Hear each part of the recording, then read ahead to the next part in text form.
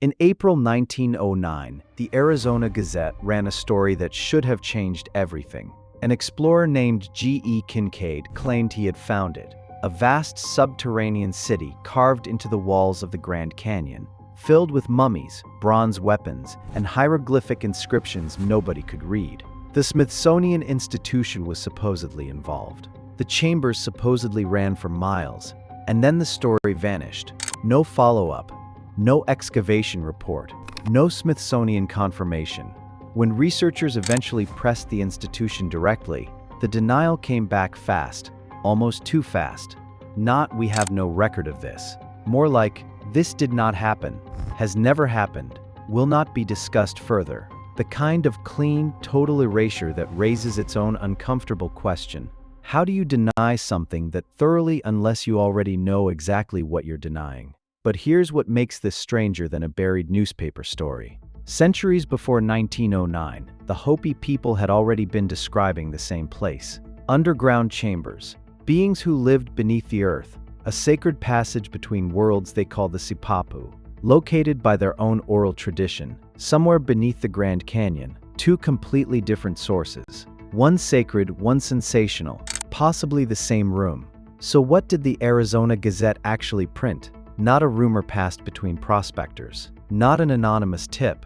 A bylined, Dateline-specific news article, April 5, 1909, crediting a man named G.E. Kincaid and citing the Smithsonian Institution by name as the sponsoring body behind the expedition. That detail matters. Anonymous legends don't cite institutional sponsors. Fabrications tend to stay vague. This one went specific, and it went specific in ways that are difficult to dismiss outright.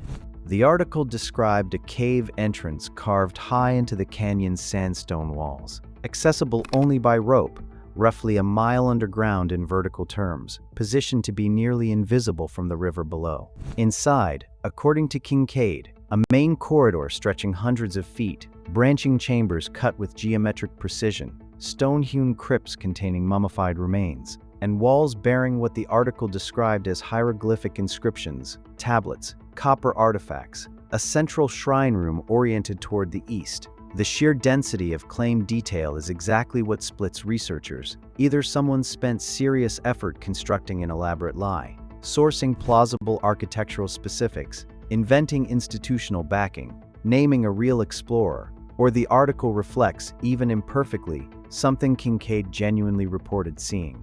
And here's where it sharpens. The article placed the cave in a specific stretch of the canyon, specific enough that modern researchers have gone looking, and that region carries landmarks on official government maps that sound unmistakably Egyptian. Isis Temple, Tower of Ra, Osiris.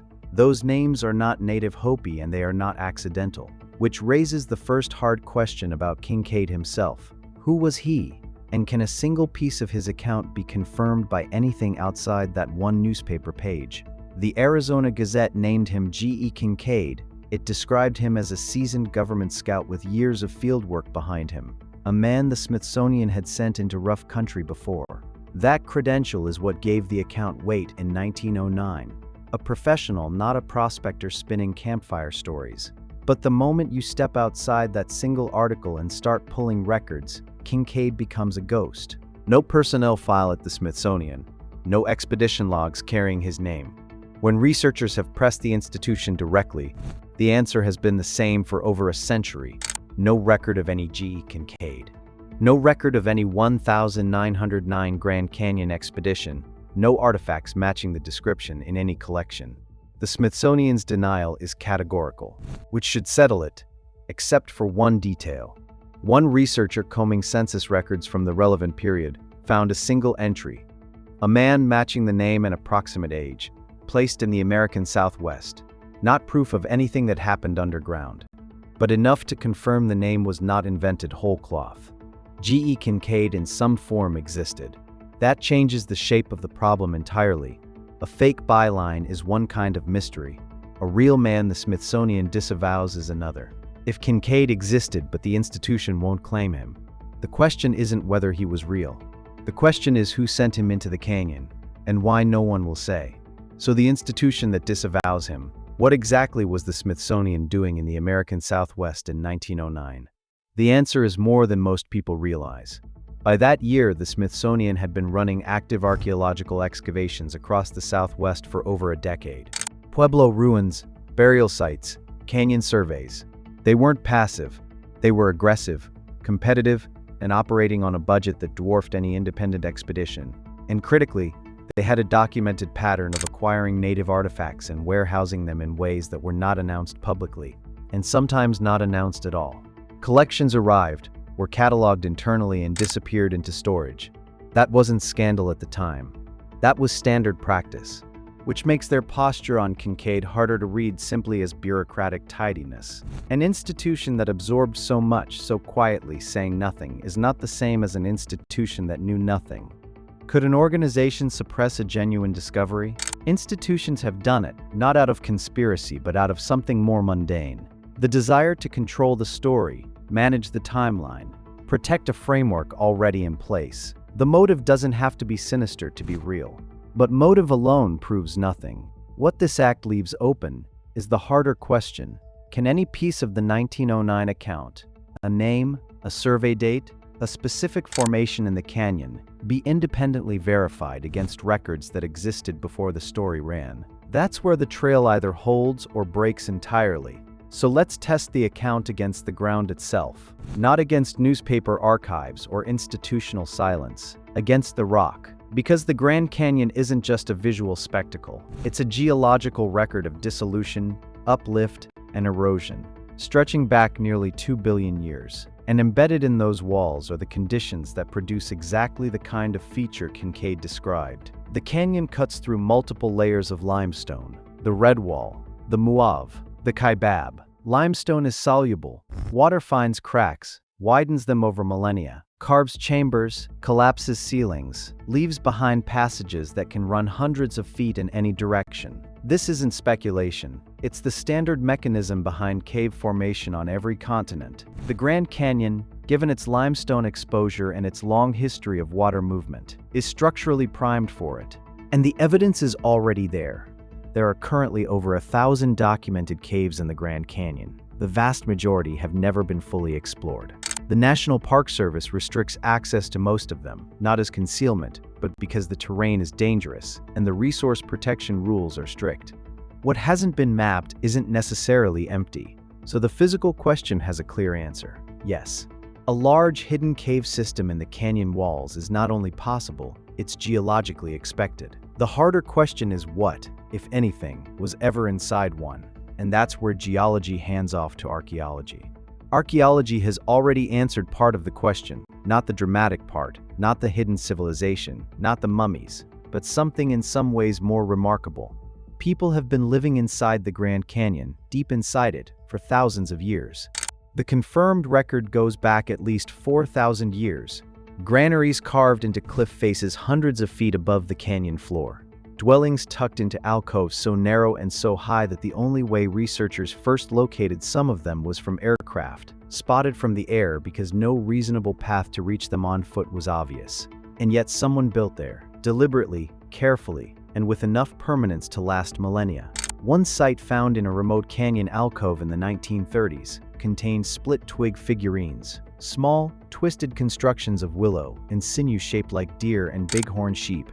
Radiocarbon dating put them at over 4,000 years old, older than the pyramids at Giza. What ritual purpose they served, who made them, and why they were placed in a chamber, almost impossible to reach. Archaeologists still do not have a complete answer. So the confirmed archaeological record establishes this clearly. The Grand Canyon was not empty.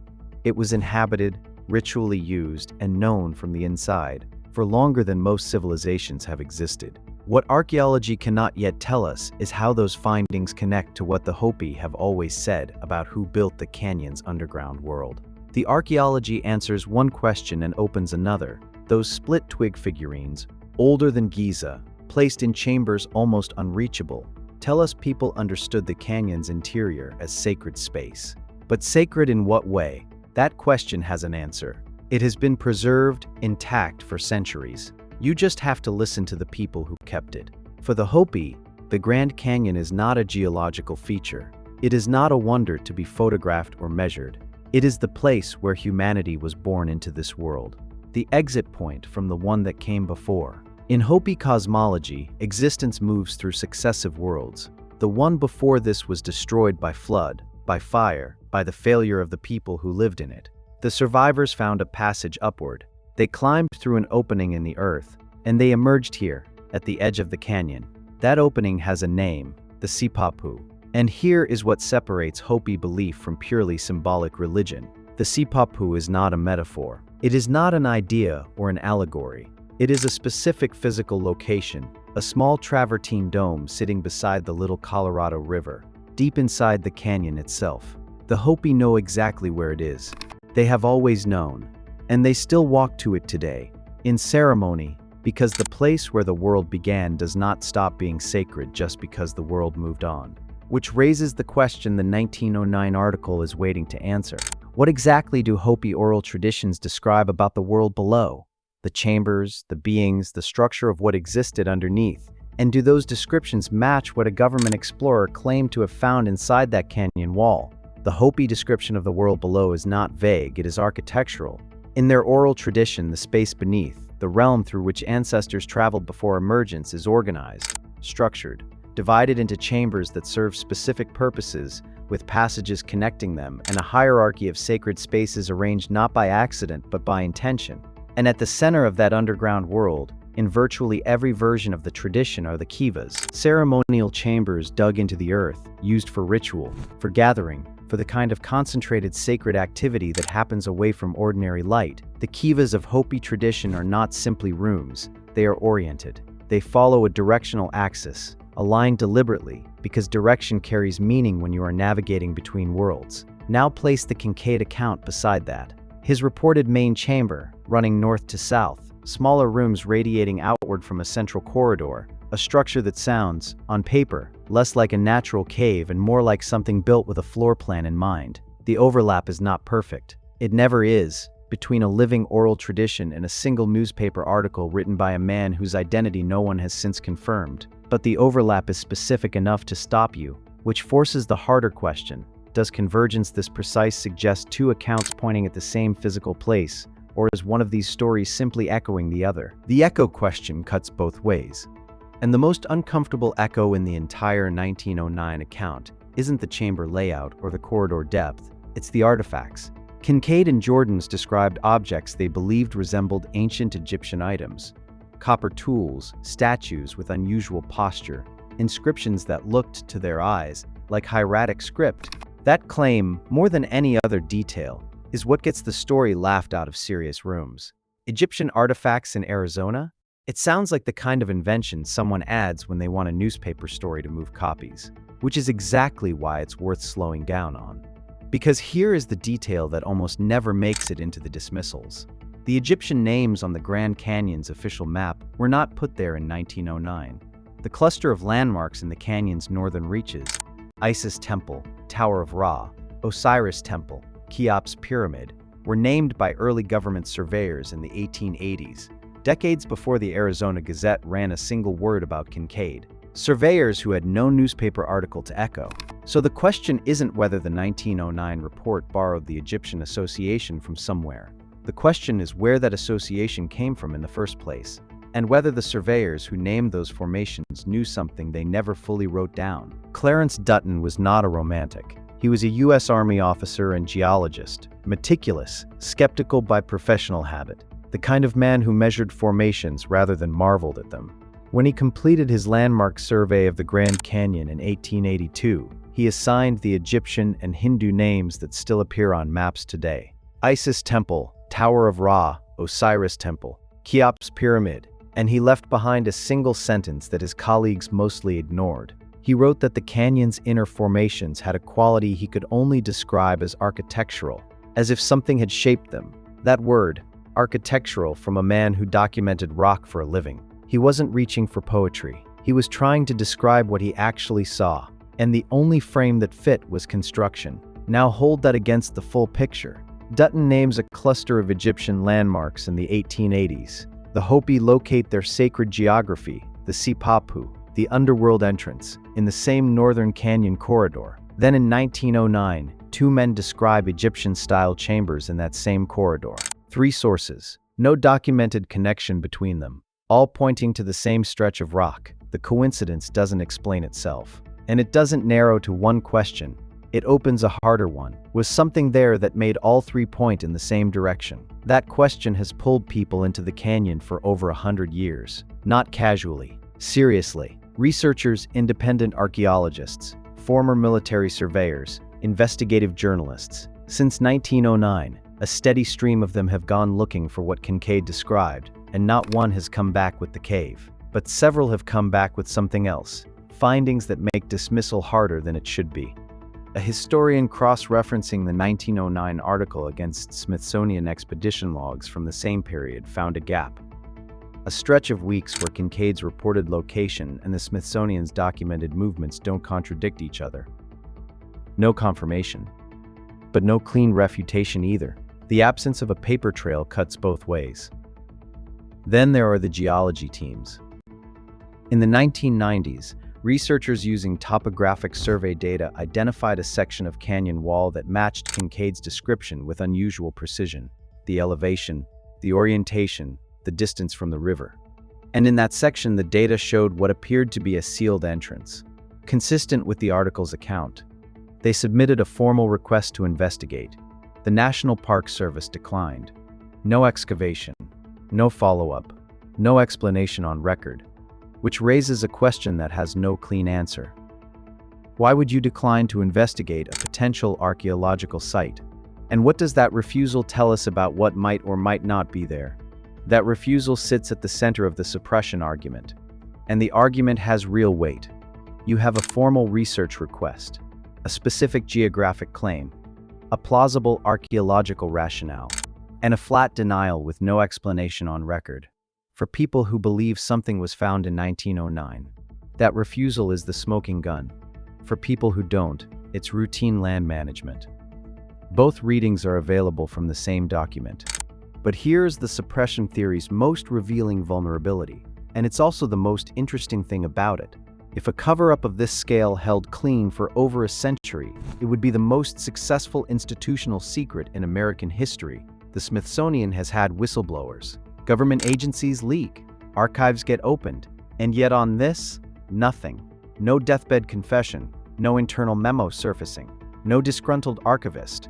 American institutions are not historically good at keeping secrets, which doesn't prove nothing happened.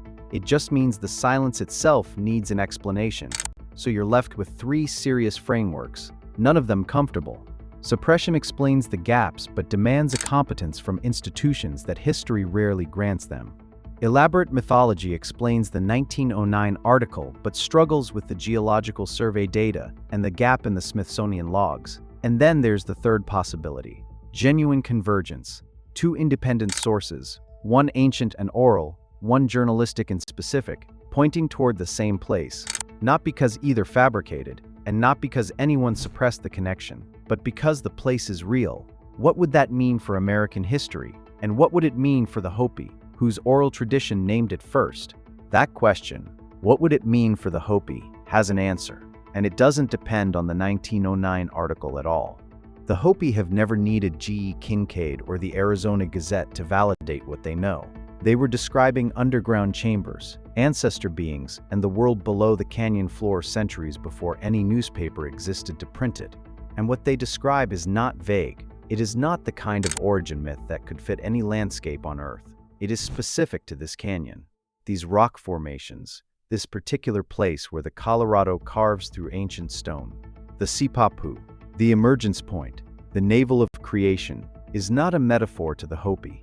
It is a location, a real place tied to living ceremony, to ritual, to obligations that continue today. The tradition has not fossilized, it breathes. There are dances still performed, prayers still offered, relationships still maintained with the world that exists beneath the surface. And Hopi elders have consistently declined to guide outsiders to the Sipapu or to the underground sites their tradition describes, not out of secrecy, they say, but because the place belongs to those who were made from it. To take outsiders there would harm both the place and the visitors. So here is the answer to the loop we opened. Whether the 1909 report was real or fabricated, the Hopi tradition was already there. The canyon held meaning long before a journalist named it a discovery. So here is where it lands. The Hopi tradition describes underground chambers, ancestor beings, and a sacred emergence point specific to this canyon. The 1909 Arizona Gazette report describes underground chambers, unusual mummies, and artifacts inside a cave specific to this canyon. Two sources, one location, and the most honest answer to the question this documentary opened, whether they are describing the same place from different directions, is that we do not know. The evidence that would settle it is locked inside a national park where digging is not permitted, where the canyon walls are federal property, and where more than 1,000 caves remain unmapped in restricted territory. Not surveyed and ruled out, unmapped, the canyon keeps its silence not because it has nothing to say, but because the rules governing it prevent anyone from asking the right questions at close range. What would it actually take to resolve this? A systematic survey of the restricted zone, ground-penetrating analysis of the sandstone formations near the coordinates the 1909 report named, a conversation, on Hopi terms, about what their tradition says those chambers contained and why they are still considered sacred ground. None of that is impossible. None of it has happened. Whether it matters that the question stays open depends entirely on what you think is buried there, and whether some places are better left to the people who were made from them.